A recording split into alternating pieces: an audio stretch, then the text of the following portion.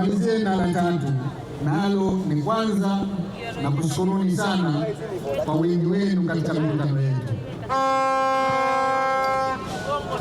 Toka tumeanza kampeni hizi, mikutano yetu yote imefurika wana CCM na wananchi kwa ujumla. Wenzetu hawawezi kusema hivyo hivyo, mambo mmeyaona nyinyi wenyewe.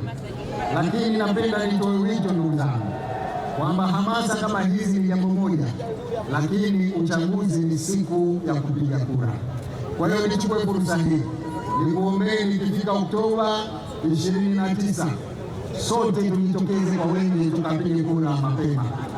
Tuhakikishe kwamba familia tunazitoa, majirani tunawatoa, alimradi asiwepo mtu ambaye hatakwenda kupiga kura. Tumefanya vizuri katika uandikishaji wa daftari, tuhakikishe wale wote walioandikishwa wanazipiga kura hizo ili tupate ushindi wa kishindo. Baada ya kusema hayo, sasa naomba nikuombeni kura kwa heshima na taadhima.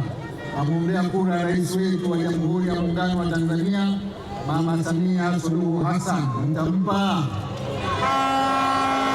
Najiombea kura na mimi mwenyewe.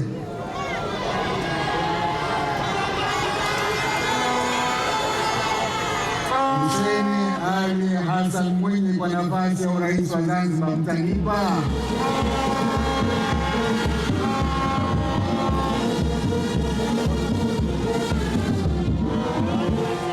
Lakini ili tuweze kuendesha serikali vizuri, lazima tuwe na wabunge wa CCM wa kutosha, lazima tuwe tuna wawakilishi wa CCM wa kutosha. Hivyo nawaombea kura wagombea wote wa ubunge na uwakilishi wa CCM bara na visiwani. Mtawapa?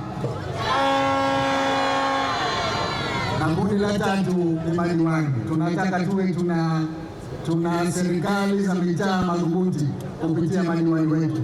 Kwa hivyo madiwani wote wa Chama cha Mapinduzi tunawaombea kura. Mtawapa? Asanteni sana kwa kunisikiliza.